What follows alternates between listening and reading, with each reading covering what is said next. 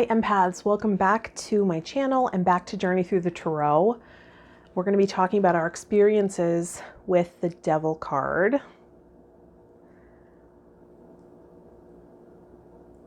And introducing the history, symbolism, and divination of the Tower.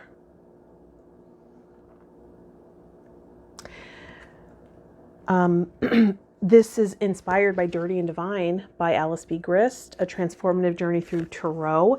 She spent a day with each card. We're spending a week. And I'm getting most of my information from Robert M. Place, one of my tarot teacher's books, The Tarot, History, Symbolism, and Divination. So let's jump right in to my week with the Devil card.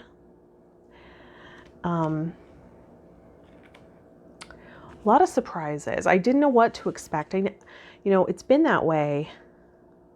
So the first thing that happened is I think the next day after I introduced the Devil, I went to the grocery store. I went to Trader Joe's, and the subtotal on my receipt was $76.66. So it was 666 on there. And I was like, that's interesting. Although that's an angel number, right? To me, it doesn't signify evil. I kind of deprogrammed myself of that a while ago. But I felt like it was significant enough because of the week we were on and the timing of it. And then I did watch some videos about hauntings, poltergeists, weird sightings, jinn, and even true crime. And I had a lot of anxiety attacks this week, which I attributed to this card, and as well as Mercury retrograde, right? So we were in the shadow of Mercury retrograde, and it officially went retrograde on the 17th.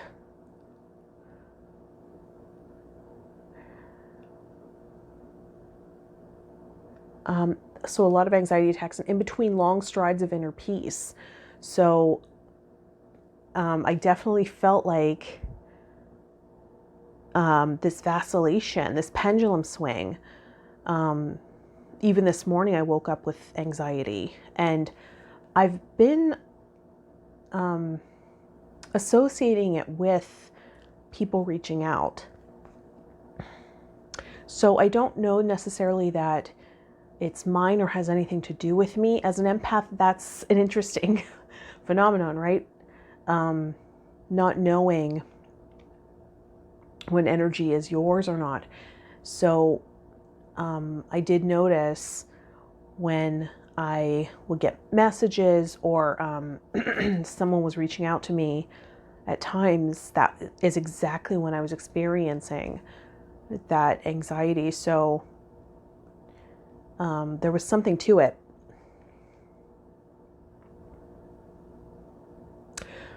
I wrote that. I didn't think I wrote that. I haven't reviewed that recently. I was able to link it to psychic attack, energy, and attention coming at me. Interesting that I put it that way. Had me rethinking putting my face and name out there so much. So I started getting the guidance of maybe when I do readings, or if I continue to do readings on this channel or whatever it is, maybe putting the focus more on the cards, or doing more audio stuff like a podcast, something like that.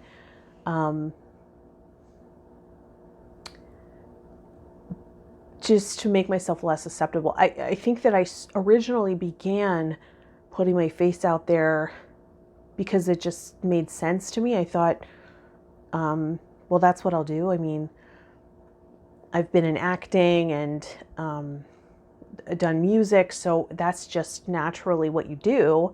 You're the product, you put your face out there.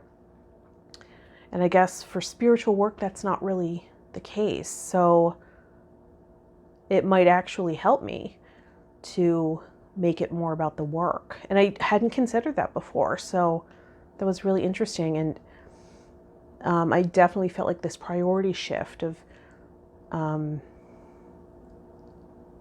And my mentor, one of my mentors, Shelley Poovey, does talk about how psychic attack can happen anytime, or you can really feel it, particularly if you're a sensitive, intuitive empath.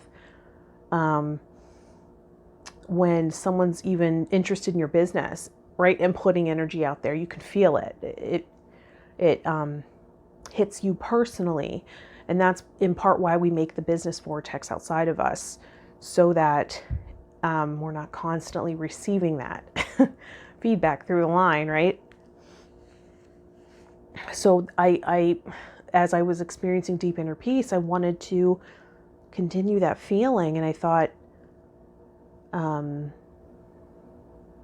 it was easier when it was a song or a character, but when it's sort of, I guess, the work I'm doing, or because it can be really intense and attract darker or more negative energies and entities. And that's in part why I do this archetype work, because you're really only weak and susceptible in those areas you haven't looked at for yourself. So working with the devil card, it might not make a lot of sense to spend a week with the devil. Why would you ever want to do that?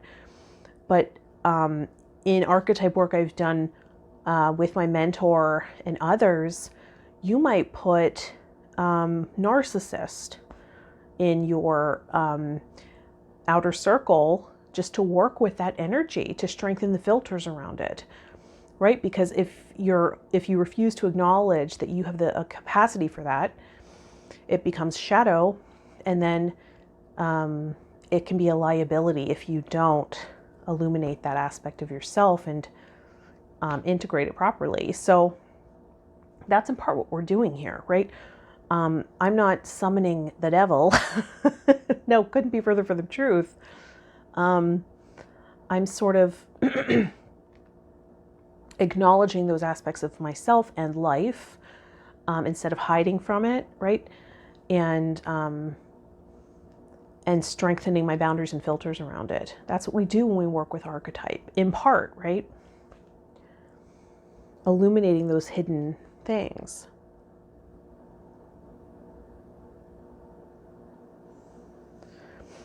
Interestingly, I was researching redheads this week as well, and it came up that having red hair was once enough cause to put someone to death, because redheads were thought to be witches, and red hair and freckles were believed to be marks of the devil and signs of satanic connections.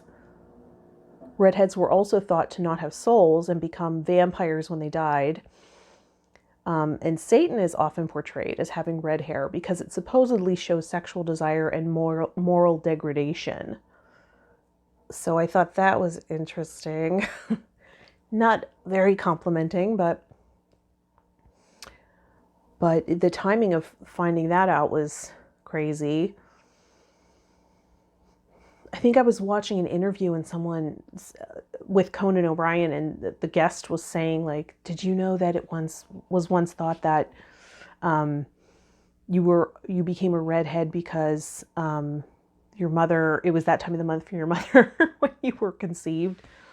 It's like, we've believed so many crazy things. So I thought that was really interesting, all those correlations. And I guess I kind of knew that before, but... And then I was watching Louis C.K. stand up about how he hates bats. And remember, I was like, oh, interesting, like anything bat related that came up this week, right? Because the devil is portrayed with bat wings. And one night he mistook his dishwasher making noise for a witch, and then a bat got into his house.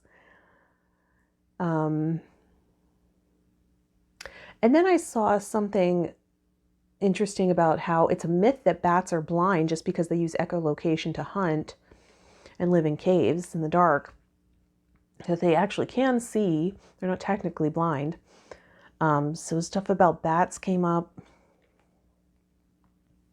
Mercury went retrograde and will be until March 10th. And then something interesting happened as well.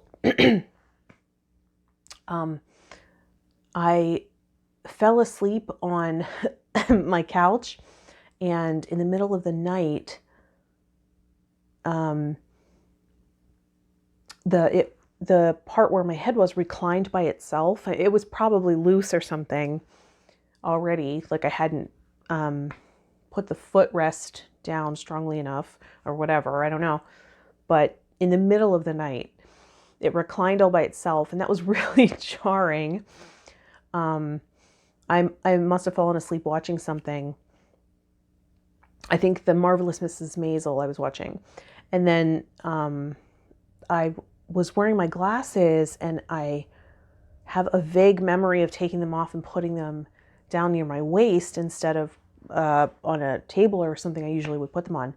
And they were in my couch, like I couldn't find them for a couple of days. And so I looked up that dream symbol for losing glasses, because I believe it has the same meaning in dream or waking life. So I always research that. And in ancient civilizations in the past, a dream of losing glasses will always be associated with the supernatural world. That is, the gods and demons appear in dreams. When you dream of losing glasses as a beautiful and happy vision that is defined as the presence of God, whereas dream of losing glasses become a nightmare, then this is a sign of the existence of evil spirits or demons when humans sleep. I think I copied and pasted that. That's why it made no sense. So basically, when it's a pleasant dream of losing your glasses, it's a beautiful and happy vision. That's the presence of God. I don't know why that would be a happy thing or a beautiful dream to lose your glasses. But anyway, I copied and pasted too much. So, and it wasn't really exactly a nightmare. But the symbol of losing your glasses can be a sign of the existence of evil spirits or demons when humans sleep. So I thought that was interesting, an interesting connection. And I hurriedly copied and pasted it because I was like, oh my gosh, it makes so much sense. I can't believe that's a correlation and association.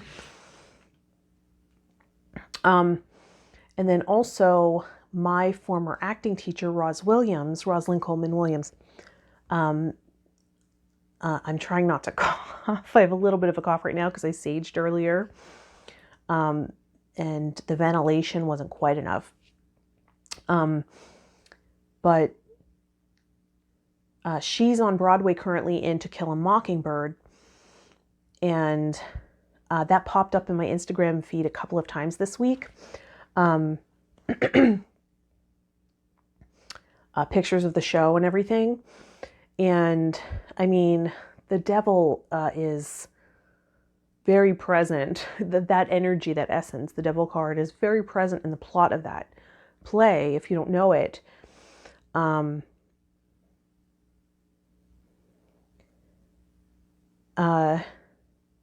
It takes place in the Depression era South. A black man is wrongfully accused of rape and put to death, and despite proof that he's innocent. And the main character, Scout, is a young girl who confronts some of her prejudices and lack of compassion for an older neighbor. And she's a young girl in the play. And then there's even a spooky neighbor nicknamed Boo. So look into it if you don't know it. I mean, it's a classic. But yeah, and if you're in the New York City area, go check it out. I think it's Jeff Daniels that's in the that's a well-known actor that's in it. I believe so. But yeah, it looks really good. If I was still in the city, I would definitely go see that. And my one of my really close friends, Andre, is in Diana the Musical on Broadway currently. It's not, I don't think it's opened yet. They're in rehearsals currently.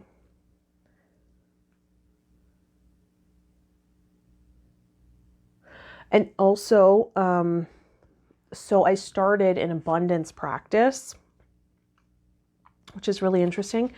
I'm doing 2 sort of online courses, and then in another one, but I'm not really following it. So I'm doing 2 online, and then a friend invited me to one, and I'm not really following through with that one. I just feel more resonance with the 2 other ones online courses from Daily Om, I believe it is. And then also this 40-day abundance practice, prosperity practice by John Randolph Price, the abundance book. And the reason I resonate so much is because it talks about focusing on God as the source of prosperity instead of focusing on the effect, which is money, the money itself. And it's very powerful. So, if you're looking to, trust more deeply in your provision and attract in more prosperity, this book can really help dig in to some irrational beliefs and can help you connect to the proper energies, right? Because oftentimes we put our focus on the money, and that's the effect. And that's what this book talks about. If you put your energy on the effect, it really diminishes it. If you're focusing on money and how do I get money, and it kind of dissipates and goes away. But if you connect to the source and the unlimited supply, and not like one source here, one material source here on earth, like one person or an employer, right? If you can connect to your source, which John Randolph Price calls God in this book, and I feel comfortable saying that word again after a little while of not using the word God,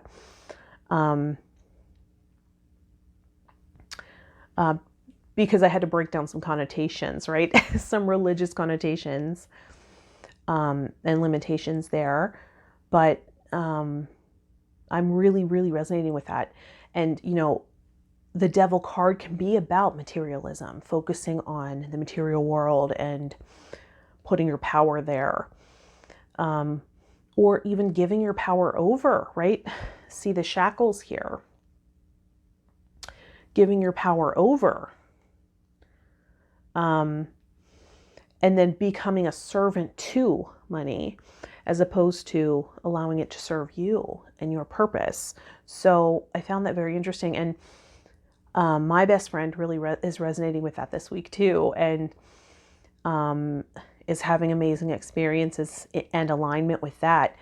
In one of the practices, I was doing the daily affirmation, and I had just started my daily abundance practice, and I just started this. Like, I just decided that I needed to raise my frequency a little bit, and I needed to adjust here, and it's right in alignment with the devil card moving into the tower.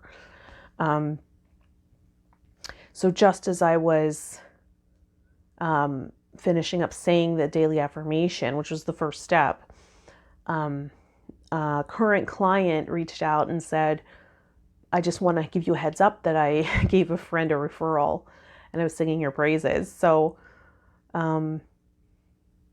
that was like immediate evidence and proof that my energy field was opening up, right?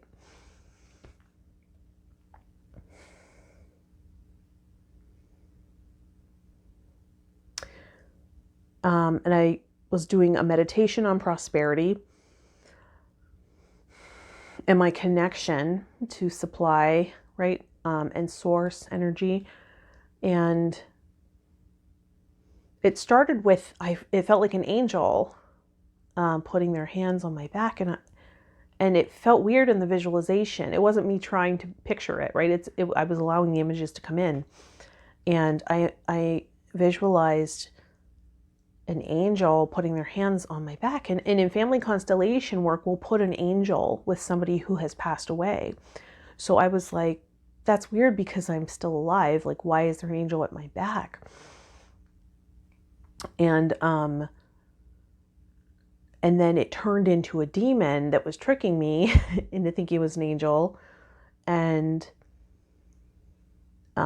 it's crazy the images you get when you're doing healing work.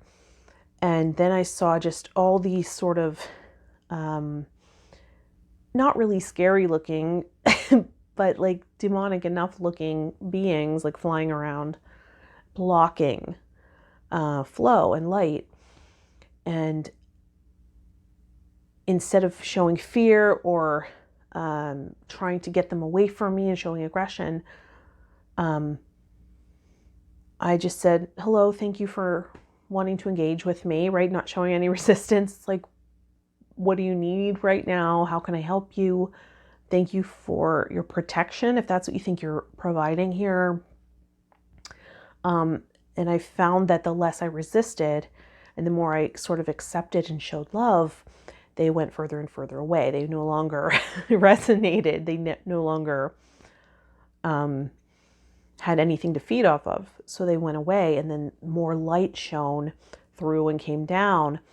And in internal family systems work, having light come in is a sign of higher self, right? They call it self with a capital S, the self-presence, the self-energy, or higher power.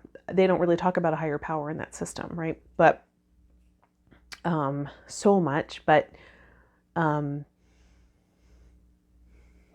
so the light came down, and then an angel actually appeared in front of me, an actual angel. So that was really interesting. That feeling like the person at my back was deceptive was very, very interesting.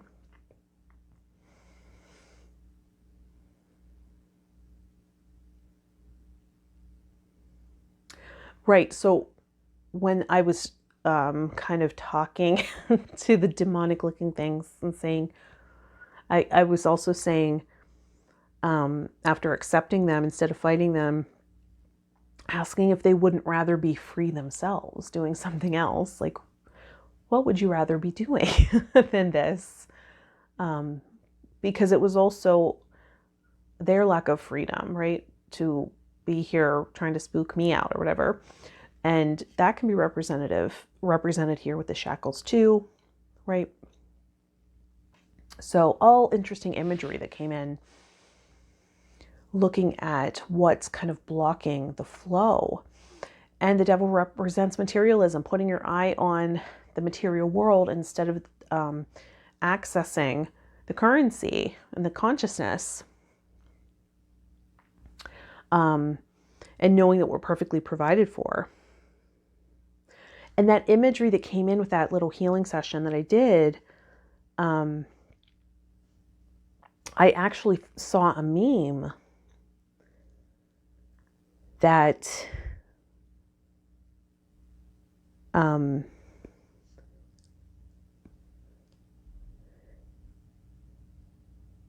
that really kind of, I don't know if it's going to focus, but it really was such a perfect thing, right? Like a demon's coming out of this guy, and he's like, fuck my life. And then the demon appears in front of him, and he says, whoa, who are you? I'm one of your inner demons. Oh, am I supposed to fight you? Well, I mean, you don't have to. And then they sit and have tea together, and the demon's like, oh, this is nice. Sorry for the ring light, but can't really see that well. But yeah, I saw that after I had that inner healing session with all those images. So I thought that was so perfect and interesting. And I'm sure there's countless other things that came up that I don't quite recall. But that was my week with the devil card. So how about we get into the Tower? Let me know what your experience of the devil card was. What came in for you? Maybe you chose to sit this one out. I don't blame you. It's hard to say what's going to come up, right?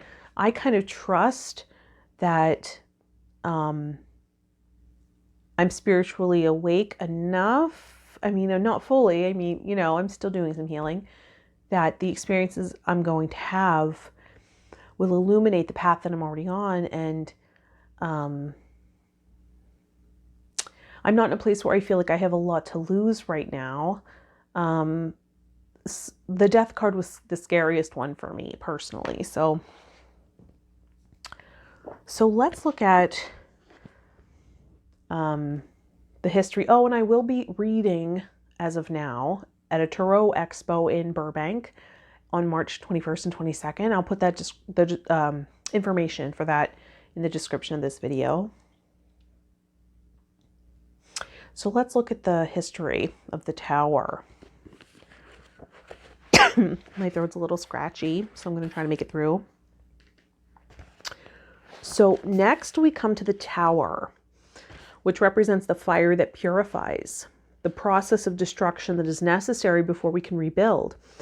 In many of the early decks, all 7 of the images in the last act are related to medieval and Renaissance illustrations for Revelation, the biblical account of the second coming of Christ, and the final confrontation between good and evil.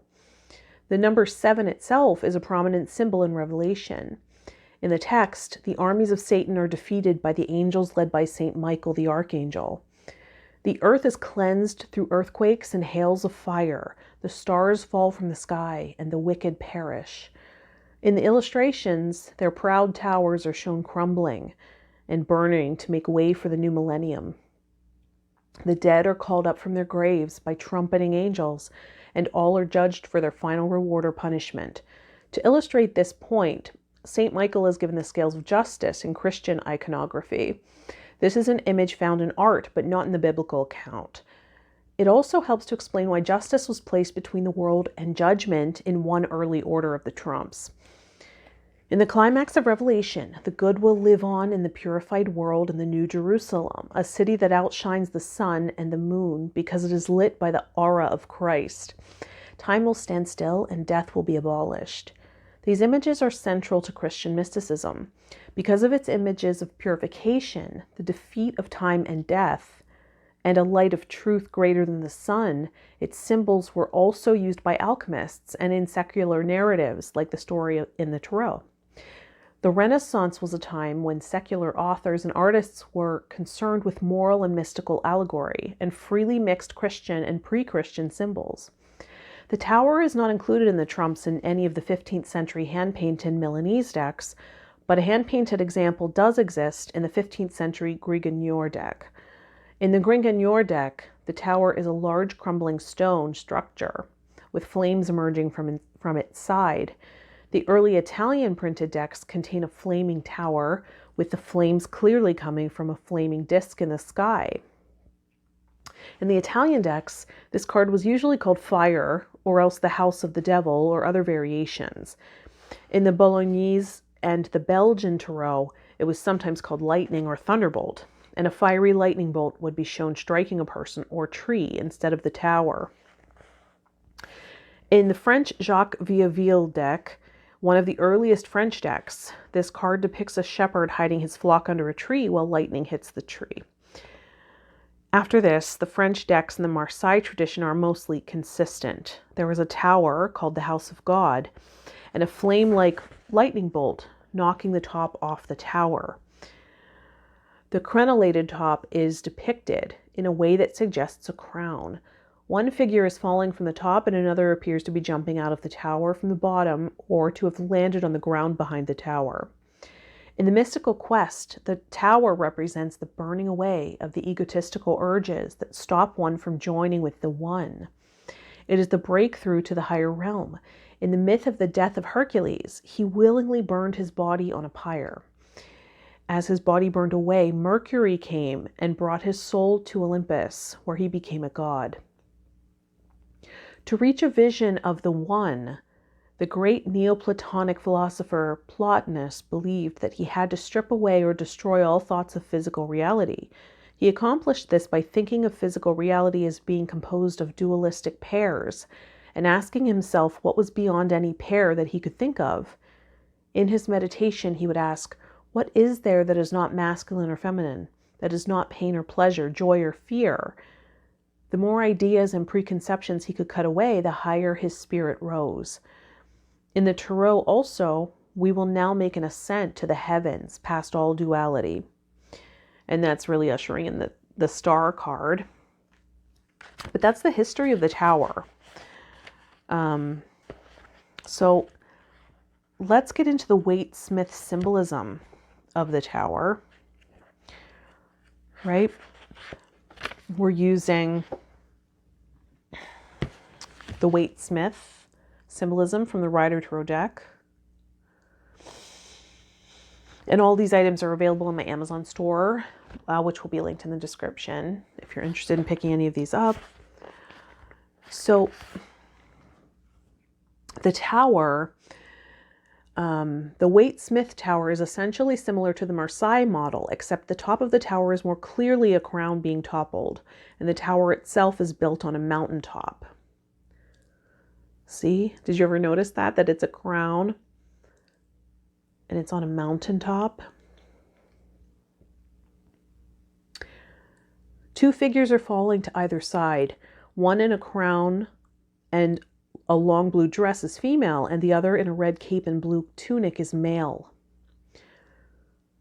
They are like Adam and Eve being freed from the trap of egotism that was presented in the last trump, the devil. The background is black, linking it to the devil card, which has the same dark setting. Alchemically, the devil represents the negredo, the black stage of the great work, in which the gross material is presented that needs to be purified, and now fire, wind, and rain are cleaning it away. Small bits of fire that are depicted in the form of the Hebrew letter Yod.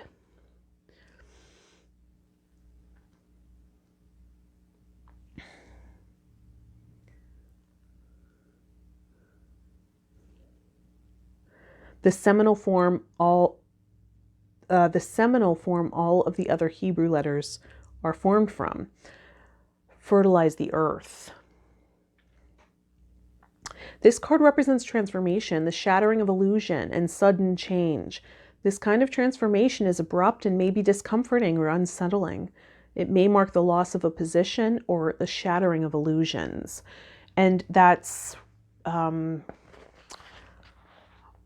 really ushering in the divination, right? Bringing up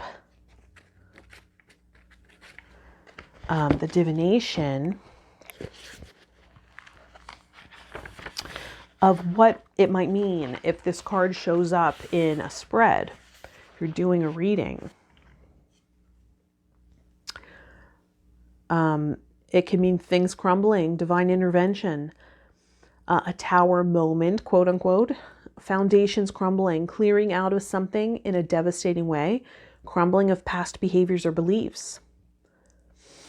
So you can see how the devil card really flowed right in, they overlap, flows right in through the allegory. Misery, distress, ruin, indigence or extreme poverty, adversity, calamity, disgrace, deception. And then Alice B. Grist's intuitive meaning for the card, the tower is a tower of power. The image upon it looks dire. Everyone flips themselves from its heights as it burns and lightning strikes. Yet the tower itself is unchanged. It takes it all and remains strong, remains standing. Life may crumble around you. Folks may fling themselves lost in drama from the balustrade, yet there is a solidity within you, an ability to endure all things. The tower reminds us that when life becomes hostile, vengeful, and crazy, we have a home within. We have a choice. We have limitless strength. The tower is commonly interpreted as meaning danger, crisis, destruction, and liberation. It is associated with sudden, unforeseen change, unexpected change, renovation, catastrophe, destruction, accident, or damage. And then the Biddy Tarot describes it as sudden change, upheaval, chaos, revelation, awakening. Expect the unexpected, massive change, destruction. It may be divorce, death of a loved one, financial failure, health problems, natural disaster, job loss. or any event that shakes you to your core, affecting you spiritually, mentally, and physically. There's no escaping it. Change is here to tear things up, create chaos, and destroy everything in its path. But trust me, it's for your highest good. Just when you think you're safe and comfortable, a tower moment hits and throws you for a loop. A lightning bolt of clarity and insight cuts through the lies and illusions you have been telling yourself. And now the truth comes to light.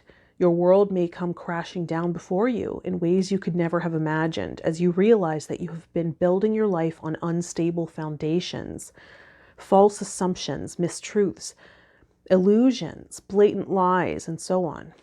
It can mean questioning what is real and what is not, disorientation and confusion as your core belief systems are challenged, a new belief system that represents reality, spiritual awakening, massive transformation. So big changes. And like I said, if you're already on a spiritual path and you've already gone through some stuff, there's already been a spiritual awakening, right? A bit of an upheaval. I'm finding that it's just simply coming back around, making my round on the mountain again from a higher elevated level, and seeing things differently, right? Because I've already had tower moments that were huge, life-changing, life-altering, and in a negative way. And I'm finding that working with them consciously, right? Calling in experiences so that I understand on a deeper level, allows me to experience the positive, the light attributes, and integrating some of the shadow aspects that I wasn't aware of previously. So that's why we might call it in, right? Work with it consciously. So I'm going to play the singing bowl as per usual. Thank you for your patience with my voice as it's been challenging to speak. And I'm going to try not to disturb my neighbors by playing this. So we're going to integrate those experiences with the devil card, right? That brought us enlightenment, illumination, unchained us, where we became less addicted, less trapped. And we started to see our accountability, face some fears, broke down some agreements maybe in relationships that were creating dependency and toxicity, and moving smoothly into the tower, where we're going to be looking at belief systems and foundations and making sure they're sturdy and solid. And this is great for building, right? Building a new experience. So putting your mind to that integration of the devil and calling in tower experiences. Close your eyes and get in touch with your breath.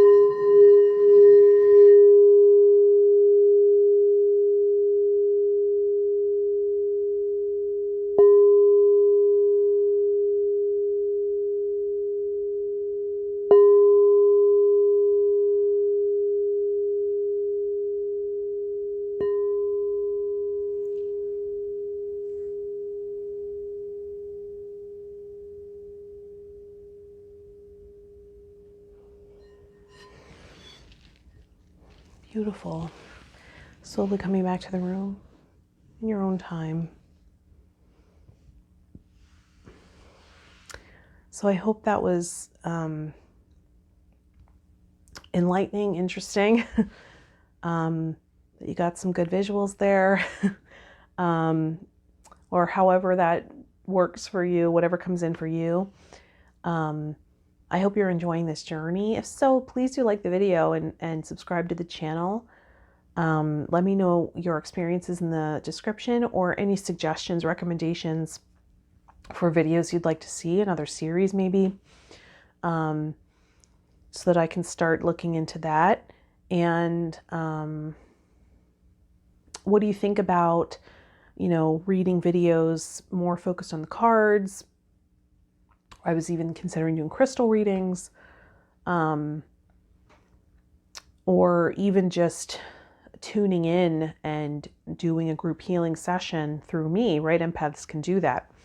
So I have a bunch of ideas. Again, information about the Tarot Expo in Burbank, California will be in the description. If you want to reach out for personal session work, that link will be in the description as well. Other social media platforms. All right, I will see you in the next video. Enjoy your week. Hoping you get a lot of enlightenment from the Tower week. I'll see you in the next video. Bye, Empath.